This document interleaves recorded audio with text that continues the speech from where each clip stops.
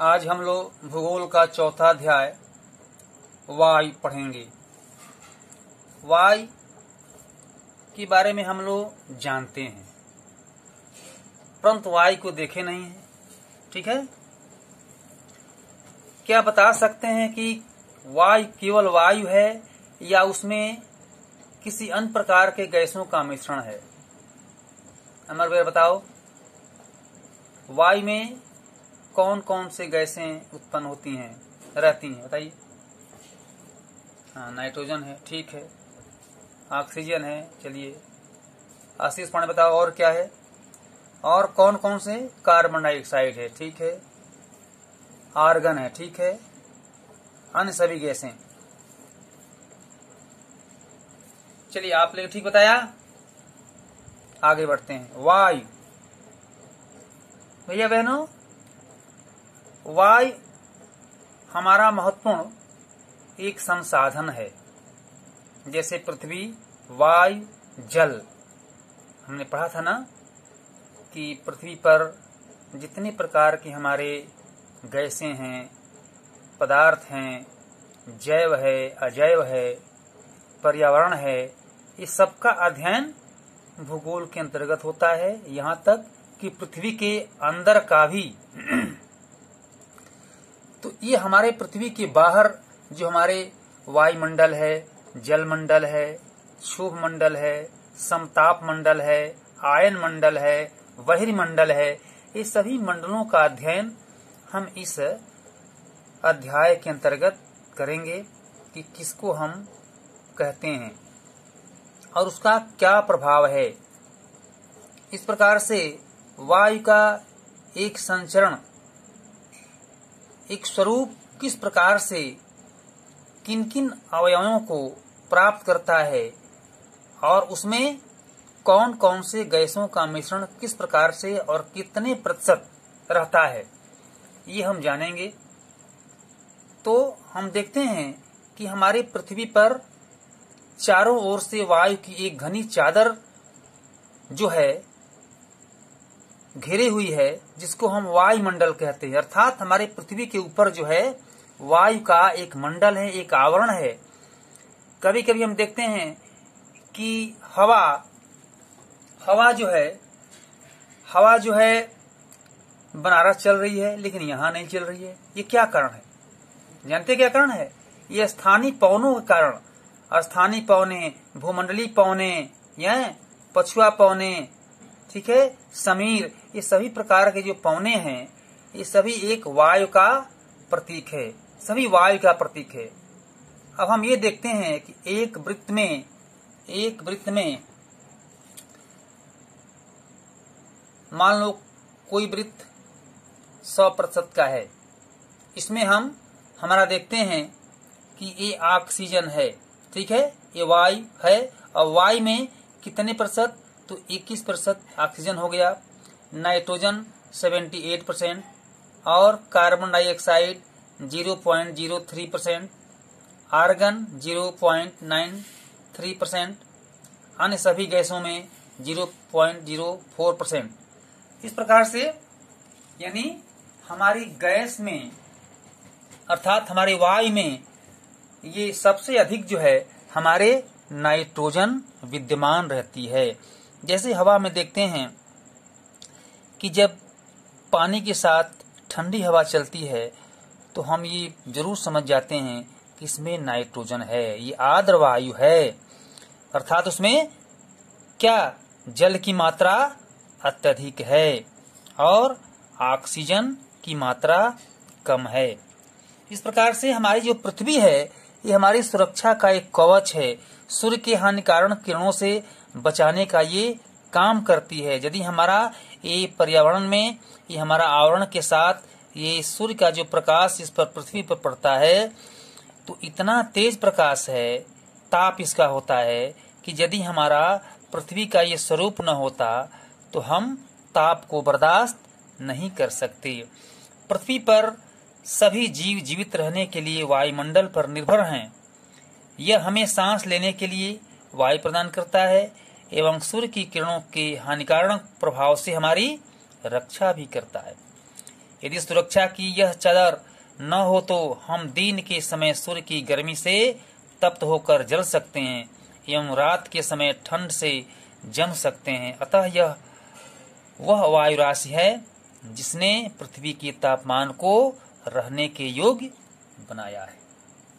अर्थात ये हमारा ये जैसे हम कैसे जाड़े में कम्बल ओढ़ लेते हैं, रजाई ओढ़ते हैं, ऐसे हमारा काम करते हैं। भैया बहनों, केवल मानव को नहीं, मानव तो अपना इंतजाम कर लेते हैं, लेकिन ये पृथ्वी का आवरण यदि नहीं होता तो हमारे पशु पक्षी कैसे जीवित रहते। उनके लिए विशेष योगदान है वायुमंडल का संगठन।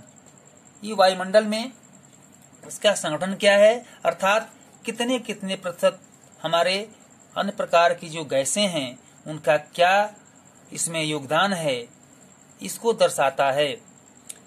हम देखते हैं कि वास्तव में वह अनेक गैसों का मिश्रण जो नाइट्रोजन, ऑक्सीजन और ये वायुमंडल का जो स्वरूप है, ये सबसे पहले इन दोनों गैसों के मिश्रण से होता है। Carbon dioxide, helium, ozone, argon और हाइड्रोजन कम मात्रा में पाई जाती है, जो जैसा कि अभी दर्शाया गया। इस प्रकार से नाइट्रोजन वायु में सर्वाधिक पाई जाने वाली गैसें हैं। जब हम सांस लेते हैं तब भैया बहनों फेफड़ों में कुछ नाइट्रोजन भी लेते हैं और फिर उसे बाहर निकाल देते हैं, परंतु पौधों को अपने जीवन के लिए नाइट्रोजन की आवश्यकता होती है। वे सीधे वायु से नाइट्रोजन नहीं ले पाते।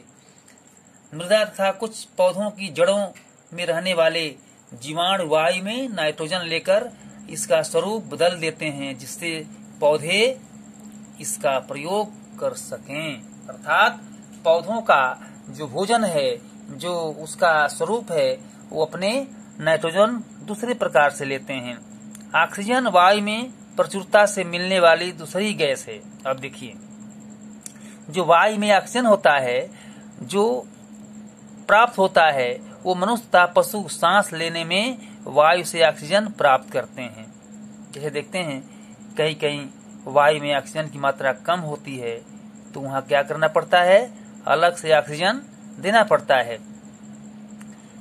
हरे पादप प्रकाश संश्लेषण द्वारा ऑक्सीजन उत्पन्न करते हैं। इस प्रकार वायु में ऑक्सीजन की मात्रा समान बनी रहती है। यदि हम वृक्ष काटते हैं तो यह संतुलन बिगड़ जाता है। इसलिए भैया बहनों कहा गया है कि वृक्ष और वन बाग में ये जो वायु का जो मिश्रण है, अर्थात जो हमारा ऑक्सीजन की मात्रा ज्यादा होता है, वह उससे प्राप्त होता है। यदि हम इसको काटते हैं तो ये हमारी मात्रा विलुप्त होता है और जो पर्यावरण का संतुलन है वो बिगड़ जाता है। अर्थात मौसम भी दूसरे प्रकार का होता है, वर्षा भी समय से नहीं होता। इस प्रकार से सारे मनुष्य और क्रियाकलापों के द्वारा ये सब पृथ्वी पर अस्त व्यस्त पड़ जाता है। इस प्रकार कार्बन डाइऑक्साइड का प्रयोग हम अपने ऑक्सीजन और मनुष्य और पशु कार्बन डाइऑक्साइड बाहर निकालते हैं। मनुष्यों तथा पशुओं द्वारा बाहर छोड़ी जाने वाली कार्बन डाइऑक्साइड की मात्रा पादपों द्वारा प्रयोग की जाने वाली गैस के बराबर होती है, जिससे यह संतुलन बना रहता है। परंतु यह संतुलन कोयला तथा खनिज तेल आदि ईंधनों के जलाने से गड़बड़ा जाता है। देखते हैं कि पर्यावरण में जब गाड़ी की धुआं, कोयले के धुएं इत्यादि प्रकार से जो ये स्वरूप बिगड़ता है, जो पर्यावरण का, जो पृथ्वी के ऊपर जो पर्यावरण है, तो इसमें क्या होता है कि सारा संतुलन बिगड़ जाता है और क्या होता है, ये हमारा प्रदूषित जलवायु हो जाती है, जो मनुष्यों को और अन्य जीव जंतुओं को कुप्रभावित करती है। इस प्रकार से जलवायु को प्रभावित करता है, अर्थात हमारे जलवायु को एक विशेष रूप से प्रभावित करता है, जिसके कारण हम कुपोषण के और असामयिक जो बारिश है, जैसे गर्मी के दिन में वर्षा न होना, और गर्मी के दिन में वर्षा होती नहीं है परंतु होता है, जैसे इस साल अधिक हो गया, तो इसका मतलब क्या है कि हमारा पर्यावरण का असंतुलन हो रहा है। ठीक है, तो इस प्रकार से हम वायुमंडल की संरचना, अब ये जो हमारा जो पृथ्वी है, अब पृथ्वी के ऊपर जो वायुमंडल है, जिसको हम वायुमंडल कहते हैं, ठीक है, जिसको हम वातावरण कहते हैं, अब इसमें पृथ्वी और आकाश के बीच का जो क्षेत्र है, मान लो कि पृथ्वी है और ये आकाश, ये बीच का जो क्षेत्र है, इसमें कौन कौन से इसका मंडल है। तो हमने बताया कि क्षोभ मंडल, समताप मंडल, मध्य मंडल, वायुमंडल एवं बहिर्मंडल। यही आपको इसमें, इसको देखने से पहले मैंने इसकी चर्चा की थी, ये क्या है। अब हम देखते हैं कि क्षोभ मंडल क्या है, ठीक है, कहां से कहां तक क्षोभ मंडल होता है। क्षोभ मंडल यह परत वायुमंडल की सबसे महत्वपूर्ण परत है, अर्थात पृथ्वी पर जो वायुमंडल है ये सबसे इसका महत्वपूर्ण परत है। इसकी औसत ऊंचाई 13 किलोमीटर भैया बहनों है। हम इस मंडल में मौजूद वायु में सांस लेते हैं, ठीक है। जब हम पृथ्वी पर 13 किलोमीटर ऊपर तक भी जाते हैं और उसके बीच में हम यदि सांस लेते हैं तो इसका हम अनुभव करते हैं। जब उससे ऊंचाई पर जाते हैं तो भैया बहनों इसका क्षेत्र समाप्त हो जाता है और फिर अलग मंडल आता है। फिर उसका क्षेत्र समाप्त होने के बाद फिर बादलों का मंडल आता है, जो उसका स्वरूप अलग है।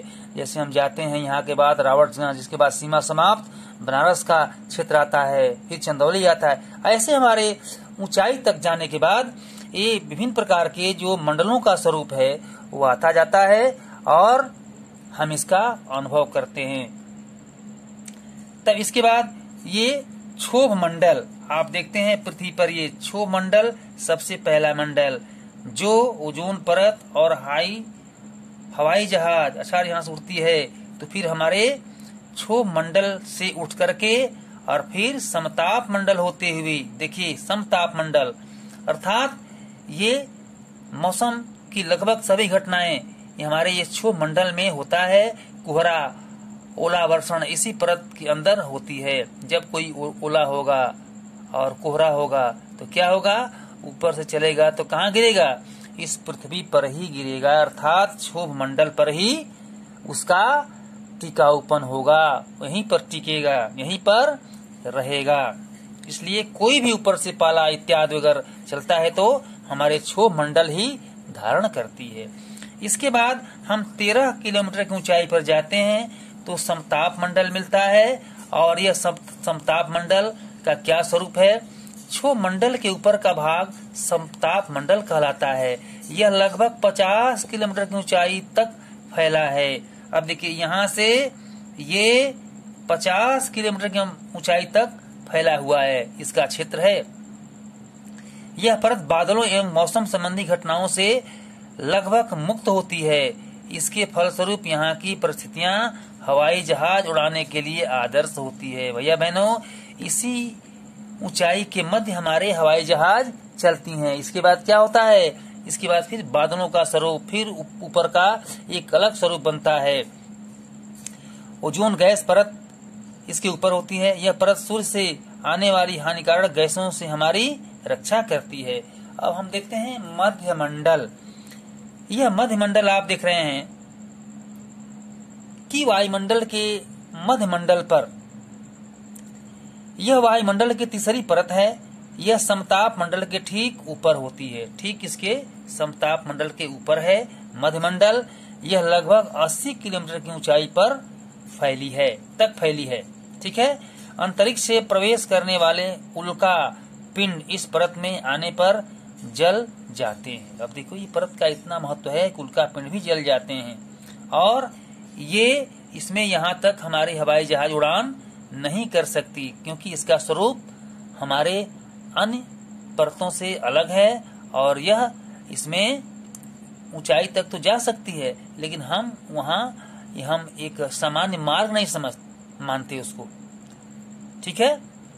तो इस प्रकार से मध्य मंडल यह वायुमंडल की तीसरी परत है। इसकी ऊंचाई जो है हमारे 80 किलोमीटर है। अब हम देखते हैं बाह्य मंडल या बाह्य वायुमंडल, ठीक है, या बहिर्मंडल, ठीक है। तो बाह्य वायुमंडल, यह वायुमंडल में बढ़ती ऊंचाई के साथ तापमान अत्यधिक तीव्रता से बढ़ता है। आयन मंडल इस परत का एक भाग है। यह 80 से 400 किलोमीटर तक फैला है। अब देखो ये 80 से 400 किलोमीटर धरती से लेकर के क्षोमंडल से और 400 किलोमीटर तक इसका फैलाव है। और इसमें रेडियो संचार के लिए इस परत का उपयोग होता है। वास्तव में पृथ्वी से प्रसारित रेडियो तरंगे इस परत द्वारा पुनः पृथ्वी पर परावर्तित कर दी जाती है, अर्थात इसमें रेडियो तरंग का प्रभाव लागू होता है। बहिर्मंडल या वायुमंडल। वायुमंडल की सबसे ऊपरी परत को बहिर्मंडल के नाम से जानते हैं। यह वायु की पतली परत होती है। हल्की गैसें जैसे हीलियम एवं नाइट्रोजन यहीं से अंतरिक्ष में तैरती रहती हैं। यहाँ से बढ़ो भैया बहनों, हीलियम और जो हाइड्रोजन गैसें हैं जो अंतरिक्ष माने आकाश, वहाँ पर ये विद्यमान है और ये वहाँ पर नाइट्रोजन की मात्रा नहीं मिलती, इसलिए ये गैसें वहाँ पर मौजूद रहती हैं, जिनके आधार पर हम यह तय करते हैं कि वास्तव में कैसे पृथ्वी का स्वरूप होता है और कैसे हमारी अन्य गैसों के साथ इसका मिश्रण बनता है। इस प्रकार से मौसम एवं जलवायु इन्हीं गैसों के आधार पर आधारित होता है।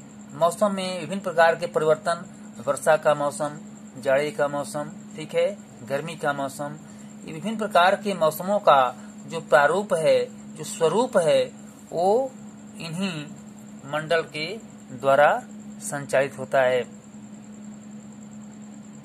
क्या आज दिन साफ होगा या धूप निकलेगी या वर्षा होगी? कितनी बार हमने क्रिकेट प्रेमियों के मुंह से एक दिवसीय मैच के भविष्य पर अनुमान लगाते सुना होगा।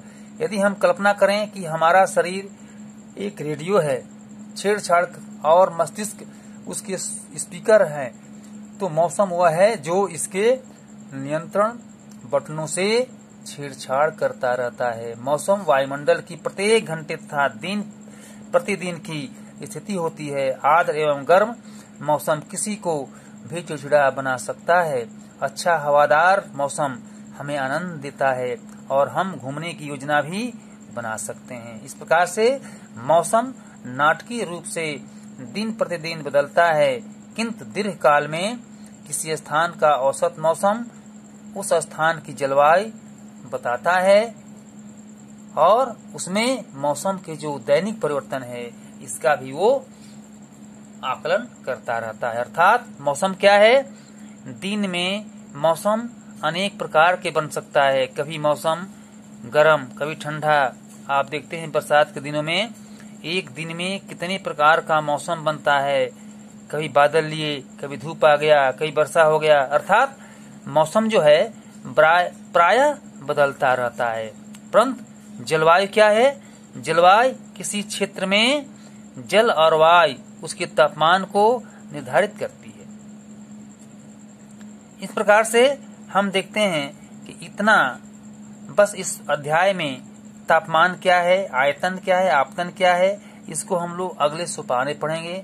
तब तक हम लोग इतना भी जाने कि क्षोभ मंडल, वायुमंडल, बहिर्मंडल, जलमंडल और ये समताप मंडल और ये हमारा वायुमंडल का स्वरूप और वायुमंडल में किन किन गैसों का मिश्रण है, कितने प्रतिशत है, इनका क्या उपयोग है, वायुमंडल हमारे पृथ्वी से कितने ऊपर के भाग को हम वायुमंडल कह सकते हैं, इस प्रकार से इसका प्रभाव क्या है, इतना हम लोग अभी इस पाठ में जानकारी प्राप्त किए और इसके आगे की जानकारी हम लोग दूसरे खंड में करेंगे। हम लोग आज इस गृहकार को जो दिया गया है इसको करेंगे और ये जो चित्र दिया गया है इसको 4.2 वायुमंडल की परतें इसको बनाना है और एक ये जो गैसों का मिश्रण वाला जो चित्र है इसमें कितने प्रतिशत नाइट्रोजन ऑक्सीजन है इसका चित्र आप लोग बनाएंगे सादे पेज पर जो भूगोल का है और इन प्रश्नों को खोज करके लिखेंगे। वायुमंडल किसे कहते हैं, भूमंडलीय तापमान किसे कहते हैं, क्षोभ मंडल किसे कहते हैं, समताप मंडल किसे कहते हैं, बहिर्मंडल किसे कहते हैं। वायु में 21% ऑक्सीजन तथा 78% नाइट्रोजन तथा अन्य गैसों का विवरण एक वृत्त के माध्यम से दर्शाइए, जो ही बताया गया। चित्र 4.2 वायुमंडल की परतें वाला चित्र बनाइए। इस प्रकार से इस पाठ का हमने आधा भाग पढ़ा और जानकारी किए। आप लोग इसको एक बार घर पर अवश्य पढ़ें और पढ़ करके फिर प्रश्नों का उत्तर लिखिए।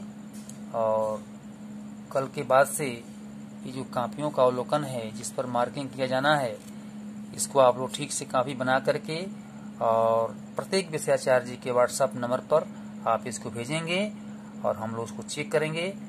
आज यहीं तक। आप सबको बहुत धन्यवाद।